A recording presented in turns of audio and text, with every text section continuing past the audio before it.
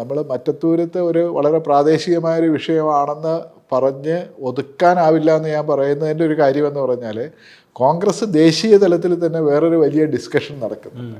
ഇപ്പോൾ കഴിഞ്ഞ ദിവസം ഡിസംബർ 27-ന് കോൺഗ്രസിൻ്റെ വർക്കിംഗ് കമ്മിറ്റി അംഗവും കോൺഗ്രസിൻ്റെ വലിയ സമുന്നത നേതാക്കളിൽ ഒരാളുമായ ദിഗ്വിജയ് സിംഗിൻ്റെ ഒരു പ്രസ്താവനയായിരുന്നു. അദ്ദേഹം നേരത്തെ മധ്യപ്രദേശ് മുഖ്യമന്ത്രിയുമായിരുന്നു.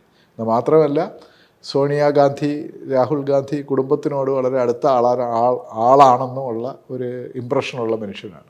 അപ്പോൾ അദ്ദേഹത്തിൻ്റെ എക്സിൽ അല്ലെങ്കിൽ പഴയ ട്വിറ്റർ, ഇപ്പോൾ എക്സ് എന്ന് പറയുന്നത്, അതിൽ അദ്ദേഹത്തിന് പങ്കുവച്ച ഒരു മെസ്സേജായിരുന്നു.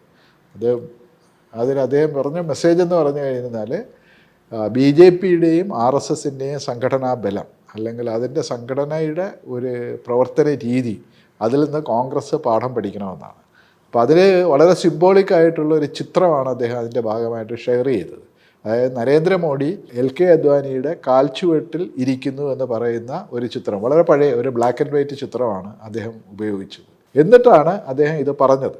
എന്നിട്ട് അതിൻ്റെ കൂട്ടത്തിൽ അദ്ദേഹം പറയുന്നു, അങ്ങനെയുള്ള ഒരു സാധാരണ പ്രവർത്തകന് മുഖ്യമന്ത്രി മുതൽ പ്രധാനമന്ത്രി വരെ ആവാൻ പറ്റി എന്ന് പറഞ്ഞാണ് അദ്ദേഹത്തിൻ്റെ ഈ സംഭവം പോകുന്നത്. അതാണ് ഈ BJPയുടെയും RSSൻ്റെയും സംഘടനാ ശേഷിയെക്കുറിച്ചിട്ട് പറയുന്നത്.